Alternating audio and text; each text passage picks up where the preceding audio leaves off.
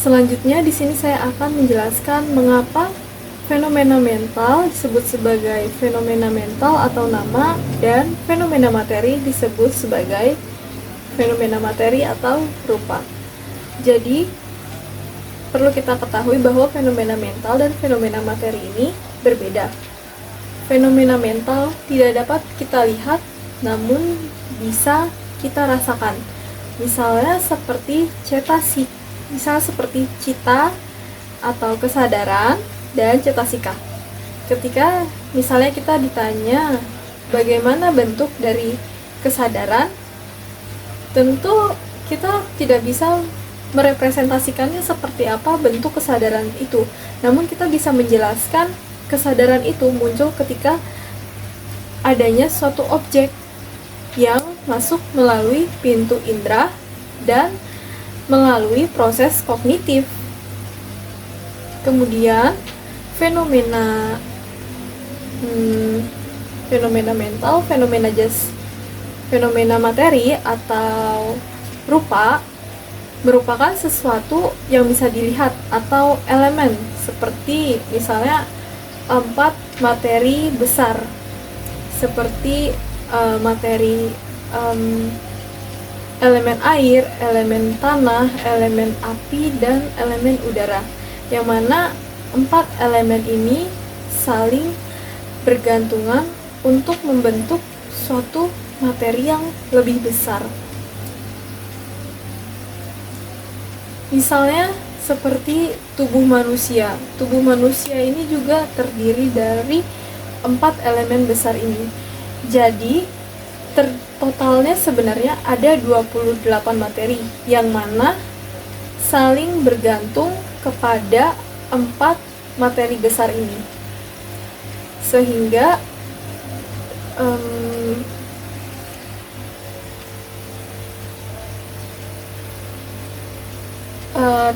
fenomena mental dan fenomena materi ini saling berhubungan, di mana dengan adanya fenomena materi, maka ini dapat memunculkan kesadaran atau cita. Kemudian fenomena materi seperti misalnya mata, kemudian telinga, hidung, lidah, kulit. Ini merupakan maksudnya ini adalah materi. Misalnya fenomena mata yaitu kita mampu melihat. Misalnya faktor mental yang muncul dari kontak mata, atau fenomena mental yang lahir dari kontak telinga. Misalnya dengan kita mendengar, objeknya adalah suara, dan masuknya suara melalui pintu indera telinga berdasarkan rangkaian proses kognitif, maka faktor mental yang muncul adalah kita mencerap suatu suara, dan kita sehingga setelah mendengar suara tersebut dengan kesadaran yang baik, kita mampu memahami sehingga memunculkan persepsi atau pemahaman kita terhadap sesuatu yang disampaikan, baik melalui objek yang bisa kita lihat, yang kita dengar, maupun yang kita raba. Misalnya seperti kita mencium aroma yang wangi dari suatu ruangan. Pasti faktor mental yang muncul di kita adalah entah itu suka atau tidak suka. Kemudian misalnya jika suka timbul kemelekatan, atau bisa saja perasaan-perasaan yang lainnya. Sehingga faktor mental ini banyak, bisa menimbulkan perasaan, persepsi dari kontak indera.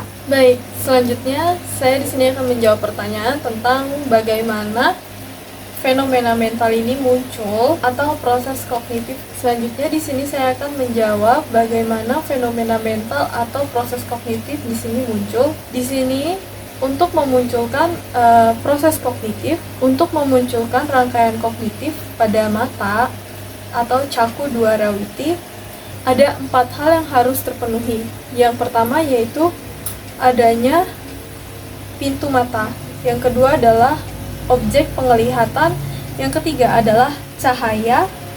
Yang keempat adalah harus ada perhatian atau manasikara. Adapun proses kognitif melalui pintu telinga, ada 4 hal yang harus dipenuhi, yaitu pintu indera telinga, adanya objek suara, kemudian ruang, dan perhatian. Karena apabila tidak adanya perhatian, maka sebesar apapun suara tersebut tidak akan masuk ke dalam kesadaran. Maksudnya tidak akan masuk ke dalam pikiran. Nah, begitu pula seterusnya. Hidung, harus adanya pintu indera hidung, kemudian objek bau-bauannya, elemen udara yang bisa menghantarkan aroma tersebut ke pintu indera, dan perhatian. Dan begitu pun pintu-pintu indera yang lainnya. Sehingga melalui 4 hal ini, proses kognitif atau faktor mental dapat muncul. Sekian yang dapat saya sampaikan. Saya ucapkan terima kasih. Sotihotu Namo Buddhaya.